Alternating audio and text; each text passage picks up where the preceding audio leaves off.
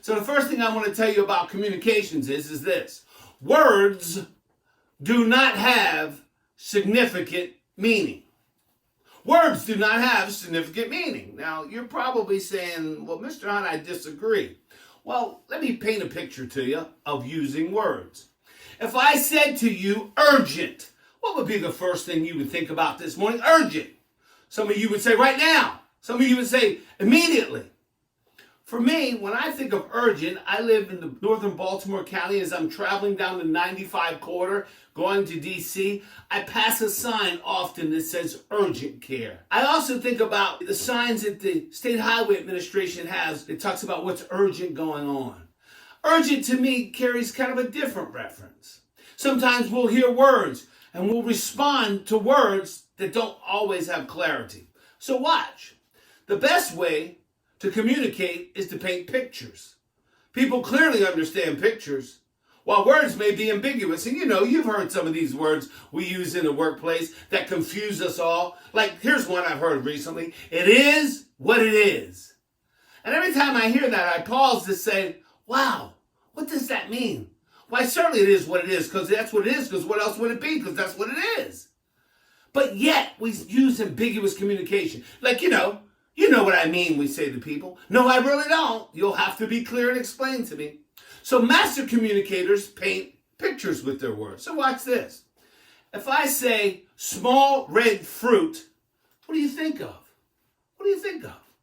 Apple? Strawberry? How about plum? But if I add some clarity to it, clarity brings the picture clearer. What if I said small red fruit about the size of a nickel? There's a picture I'm painting. It has a 1/2-inch stem. You can see that. It has a pit in the middle. You clearly know what that is. Yes, that's cherry. So sometimes more information brings about clarity. We should not assume people know what we mean just because we're talking. We should always ask this question, and I'm a firm believer of this one. Was I clear on what I was saying? I always put the onus on me. I never asked them, did you understand? Because then it's almost like I'm implying something. I put the onus on me. Hey, listen, I'm just real clear. Morgan, was I clear in my approach there? Did that make sense what I was trying to say? And that way, the onus is on me. So who are we communicating with? How about the many people on our teams? Can you imagine the communication preferences one to another? Some want face-to-face, some want telephone, some want email, some want text. Some don't want any communication. So imagine what that must be like.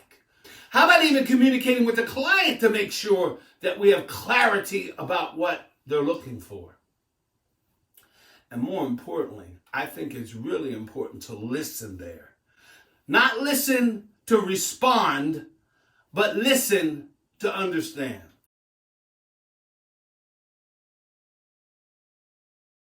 This one goes without saying. We're all committed. We're committed. We're committed to our families, to ourselves, to our person, to our career. I'd ask you, if you're here today, to be in a lifelong learning process. Commit yourself today to personal, interpersonal skill development. Commit yourself today to master your trade, your tool, your craft, your industry. That's the commitment I want you to make. I want you to push outside of your comfort zone in commitment and ask yourself, is there more? Is there more I can do? Some of you are so tapped out right now that you don't know if you're going or coming. And I understand. Maybe it's time for you to talk to someone about the commitment and expectations that are placed on you. Listen, we all want to win. That's what this is all about. Winning is your definition. I'll leave that up to you. Success is your definition. I'll clearly leave that up to you. Booker T. Washington said man should be measured not by the things he's achieved in life, but by the obstacles that he's had to overcome. Your commitment may be different than mine, but your commitment to your organization, to what we do, is critical. You're the lifeline of the organization. You are the backbone, believe it or not. Without you, where would they be? Now, I know there's a lot of folks who would argue, well, what about accounting? What about the program folks? What about the operations people? I got it. But no business, we can't do any of that. No business coming in, I'm not sure what's really happening to the organization. So where is our commitment this morning? Let's stop for a minute. Let that resonate with you. Where is my commitment? Maybe you have something to write with, and I'm going to ask you to write down. What comes to your mind when I say commitment? Just think about this. How are we committed? Committed to our team. Does our team know they can truly count on us? Are we truly accountable to the team, to the process, to the success, to the organization? Commitment goes way beyond words. Commitment goes into the realm of action. My mother would often say, believe half of what they say and believe everything you see them do. I know what commitment looks like. You can't fool me. My father would say you can fool some of the people some of the time, but you can't fool all the people all the time. And I know you're committed, but we want to bring committed people with us. Finally, we got to be committed to our time management. You manage yourself in the context of time. There's only 168 hours in a week. We don't get any more, we don't get any less.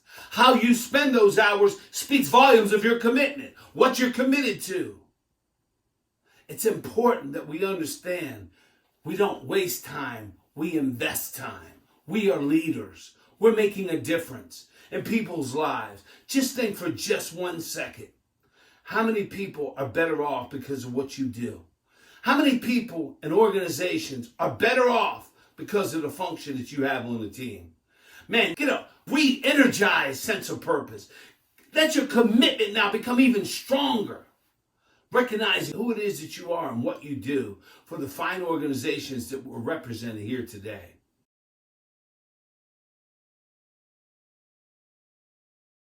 The third one is really compliance.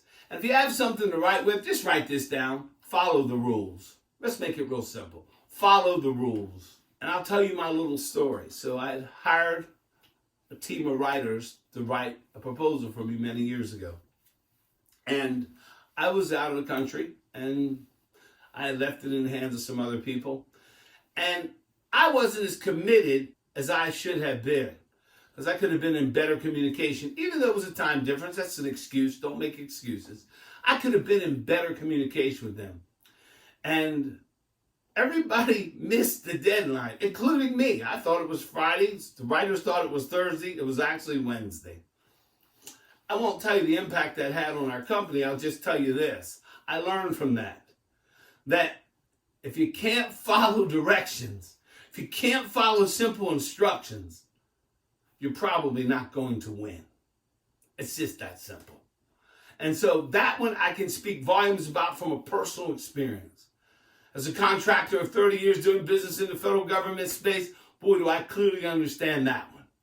The next one is we have to follow instructions of the proposal. Whatever is asked of us. I know this may sound elementary, but I just need to wake you up this morning to go back to basics so we're not forgetting the things that we've learned. And we teach these to people on our team, and we stress the importance of it. Why do we do this? Why is this important? It's our job. It's what's expected of us. It's the function of what we do. Following instructions, meeting page deadlines, whatever that may be. Approaching methodologies, understanding the evaluation process. Making sure all the appendices are there. I don't have to go into all this. It's laborious to some of you. Some of you have it on autopilot. You just click a button and it prints everything. I get it. But you're still ultimately responsible for that. The weight lies on your shoulders there, being compliant. It's critical. When I think about the FAR, I think about who really understands that thing. It's so thick and complex, but you know what? We have to understand it, know it, and how to respond to it when we do our job. How we're in accordance with what it asks for, and how we're not out of proportion or out of accordance with what it says that we're to do. And finally, I just want to talk to you about being responsive. And that comes in the form of a lot of different ways. Being responsive really speaks volumes that you understand what's being asked of you. I often say this. It's going to be very difficult for you to move forward in business if you don't understand how business is done. If you don't understand the process. If you don't understand what it takes, how to put it together, the red team review, the blue team review, whatever you call it, whatever your system is. Maybe you're working with people across the country in different time zones and we all got to comply together. I don't know what that looks like. But here's our first goal. Our first goal is follow the rules and be very, very responsive. That's compliance. Doing what is asked of us. It's just that simple.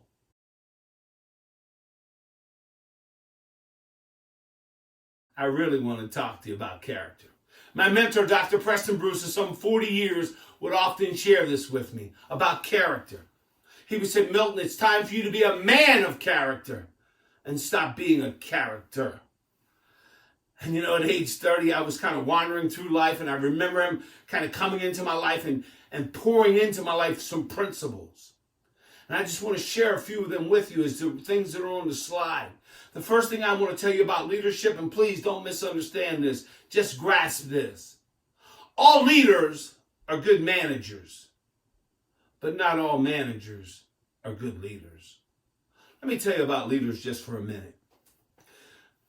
Leaders build relationship with the people on their team. Leaders create an environment where people willingly apply their principles, their talents, all in the name of accomplishing a common mission. Think about that. Let me tell you what Schwarzkopf said in his book. General Schwarzkopf. He said, leadership is a combination of strategy and character. If you must be without one, be without the strategy. Make sure you have character. And there's something to be said when people show up with character. Let's go back and talk a little bit more about that leadership. This is what I've learned as I teach leadership versus management around the country. This is becoming very apparent to me that people don't quit jobs, they quit bosses. Did you know leaders don't like to be micromanaged? Some people need it, but leaders truly don't. Leaders need your support. Leaders need your encouragement. Leaders need to know you have their back. When you represent that type of character, your organization is going to flourish. But if you have to be the one that hovers over everybody and micromanages, trust me this, don't miss this. There's a distinct difference between convincing and influencing people. If you're hovering over people and micromanaging, maybe you have to because you don't have the right people on your team. I get it. But if you're leading people, you don't have to do that. We convince people that haven't bought into our dream, to our vision, to the company's mission. Those are the people we convince every day. But the people that have bought in, such as the people that are here today, you're very, very much influenced by the leadership. You have already bought in. Leadership speaks volumes of who you are. I don't believe leaders are born. I believe leaders are developed. But I believe they come with some characteristic traits that we begin to see, such as they have vision. They understand mission. They've got clear goals. They have a personal mission statement about themselves. They're very clear on what they're going to accomplish in life. Watch this. So my mentor, Dr. Bruce, of 40 years, this is what he told me. He said, Milton, you need a personal mission statement. And I thought, wow, this is just a bit much for me to grasp at age 30. Now at age 60, looking back at our 40 years together, as I carried him to his final resting place some 2 years ago, everything he said now makes even more sense about leadership. So this is why he had me do it. So my mission statement, real simple, is to leave the world a better place as a result of my being. To positive impact upon the thousands of people's lives that I'm going to encounter while on this earth for such a short period of time. And on the last day when they put me in the ground, have them say something other than he was a nice guy. To leave a legacy and a platform that my family, my loved ones can continue building the mission of leaving people better than we found them. What is your mission statement? Man, you want to build character? Build your leadership mantle. Build your person first. Let's move on to the next one. Courage. Courage. Wow. Think about what courage is. I'm standing in the face of defeat. I'm being beat down. When I talk to the leadership and I ask, what is the win rate of a proposal? And they begin to share with me. I thought, wow, the numbers were really kind of low, and I thought, fortitude, standing in the face of defeat and marching on, courage to come back and do it again. And then, only just then to realize the deck is stacked against you. You remember these cards. That's why it's important we have these. The deck is stacked against you. But you can win if you apply these principles. You know, courage speaks volumes to the person. I can't teach courage. You can't go buy courage. You develop courage. And you ready for this? You got to go through the fire of life. You got to go through the struggles, the adversities, to come out on the other side so we can see the courage in you. Sometimes we stand up and take positions in our companies, in our organizations. It takes a lot of courage. I love the people that are on here today that are willing to have courageous conversations with people that are necessary for success. I applaud you for being a meaningful specific and not a wandering generality. For being a person of character that people know where you stand. That's what we need. Hey, listen, I'm going way beyond proposal writing. You just stay with me. I'm building character right now. The next point is consistency. Consistency of effort. Consistency of purpose. Consistency of attitude. Consistency of speech. Consistency of communication. Leaders are very consistent. We're not up. We're not down. We're pretty level-keeled. Matter of fact, I want you to visualize this picture, if you will, of the duck floating on the pond. And all you see is that beautiful duck just floating across the pond. But what you don't see underneath is the little legs just pedaling away. And that's what a leader is. We're calm. We're consistent. You can count on us. Consistency. Watch what consistency builds. Don't miss this. Consistency builds trust. I can trust you because you've been consistent. Let's real quick talk about what are the characteristics of trust. How do we get to trust? The first way we get to trust is through communicating. Somebody's got to be talking, sharing, and someone has to be listening. The second component of building trust is there must be relationship. There has to be relationship. If you're married today, I want you to think about this. If you're not in a relationship, there is no trust. I want you to think about the people that are on your team. If there is no relationship, there is no trust. Let's talk about what relationship looks like that's important for us to have as leaders. The first thing is we have to be in relationship with ourselves. This morning, I do the exercise I do every morning. I woke up for the last 40 years because Dr. Bruce said I had to do this. I look in the mirror as I'm brushing my teeth and I ask myself the most important question of the day. Milton, do you like you? Because if you don't like you, you're going to take you with you and impact a lot of people. If you like you, you're going to go do something great that day. He said you got to be in a relationship with yourself. The second relationship he said you should have is with your significant other, your spouse, your pet, your partner, whatever it is you have at home that you spend quality time with, away from the place that you spend 65% of your life called work. He said it's important to be in congruency, to build character. I'm building people right now. We'll get to the proposal. There'll be plenty of talk about the how-to.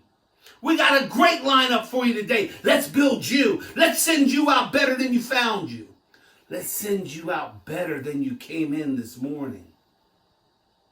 The third component of relationship that Dr. Bruce said was imperative I have is with the people that I work with. Now watch what he said. He said the problem with working with people is everybody's got a different definition of respect. Depending upon where you come from, your ideology, your belief system. He said you have to have a mutual respect one to another. He said think about how much time you spend with these people. So if we communicate and we got relationship, we build trust. And then watch this. At the bottom of the pyramid is this.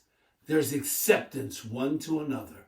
There's acceptance of team. There's acceptance of division. There's acceptance of department. There's acceptance of the proposal team. There's acceptance. Then he was real clear. He said, now that I've taught you trust, I should teach you the other side.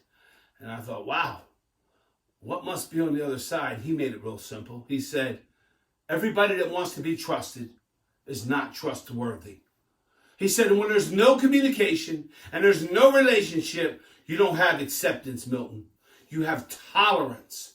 And we can never go on to do great things when trust is not built. Well, the next part, transparency. Transparency. Being a person that I mean what I say what I mean, and I don't use malice, I don't use discourse, I don't try to talk down to people. I just want to make sure that I'm transparent in all my dealings. I don't have a hidden agenda. Therefore, you never build trust with me. I don't have an ulterior motive. Therefore, you'll never build trust with me. Some of you have experienced people that the minute you got around them and they opened their mouth, you knew it was all about them. And you can't trust them because they're not transparent. See, here's what I want to share with you. Dr. Bruce said, what you do when you're alone is really who you are. He said, you can wear the mask of life and leave your house, and you'll fool a lot of people. He said, but you can't fool all the people all the time, because we will eventually find out who you are. You can't operate in a manner that's incongruent with who you are. Man, be transparent. Be willing to open up your souls. I'm talking to only the elite leaders now. Be willing to open up your soul and share with people. This is how you win people and you go to do great things. Nobody follows people they don't trust, and it's not transparent. The last one, being exceptional. Average. What is average? Average is the best of the best times the worst of the worst. Interesting. I often ask Dr. Bruce, what was the difference between being good and great? He had one simple philosophy. It said it comes down to three things, Milton. He said it comes down to what you read, what you put into your mind. Watch this. He said what you put in here comes out here. What goes in here changes the way this communicates. But he said what goes in here changes this. And now we can change man and people. He said, you want to be exceptional, get in a reading habit of reading the right things. I thought that was kind of fascinating. Pouring into my mind. You want to be exceptional? Here's the second thing he said. Was it critical that I do? He said, be careful of your association. Not everybody wants to go where you're going. And your greatest cheerleader sometimes can be your greatest discouragers. You know, like the person sitting to you next at work that keeps saying this to you. I don't know why you work so hard. We all get paid the same. Or whatever mentality they have. Be careful who you associate with. Winners understand. Everybody don't want to go. We're just looking for the people that want to go right now. And when we find them, we do great things together. The third thing he said is critical. If you want to go from good to great, watch this one. He said, it's imperative that you examine your belief system. And that one I thought was just way over the top. So I asked him, what's wrong with my belief system? He said, nothing as long as you're happy with it. But maybe, just maybe, the way you think the world works is not actually the way it works. Maybe, just maybe, your experiences have limited your way of thinking and you'll never go on to greatness because you've never been exposed to some things. Just maybe, he said, you've been in your comfort zone so long that you've been trapped that you don't know what the world has to offer. And I thought, wow, I wanted to be exceptional. So I had to grow out of my comfort zone. That's what we're doing today. We took time to come by to this conference to take away just a few points. Just imagine if you took 3 to 4 points away from this conference, how much better off would you be? Your organization. He often would say, the greatest value lies within you, not within others. So I thought about him this morning as I went to my jewelry box to, get my valuables to put on. And immediately I thought about Dr. Bruce. And he would often say this, that's not where your valuables are. Your valuables lie right here. How you see yourself. So let me wind down by telling you just a a few more points about character. The first thing is, if you want to be a person of character, you got to make a decision right now that you're going to stay relevant. Stay relevant. The opposite of being relevant is being irrelevant. And nobody, I promise you, nobody wants to be irrelevant. How do we stay relevant? By education, by learning, by association. Maybe there's someone we can mentor from. Maybe there's someone we can learn from. But let's stay relevant. The next thing is, let's go get specific knowledge, not general, specific knowledge in the areas that we lack that would bring up our value. What are they? You know what they are. Maybe it might be some computer skills. It might be an advanced class. I don't know. You know. Don't run from it. Run to it. Build knowledge. They can't ever take knowledge from you. The third thing that's going to be real critical for you after leaving here today is really thinking about your position. Do you see it as a job, or do you see it as an integral part of the team? Do you see it as I get a salary and a check, or do you see it that, man, I'm important to the process? And to all the leaders on here that have people on your team, make sure you're telling them this, because they're valued. We need them. They're important. Share with them the value that they bring. I can only tell you this. We could spend days talking about character. We can spend countless hours talking about character. It's not for me to say whether or not you have it. It's something for you to decide. I want to tell you, winding down, it's so important that we build ourselves.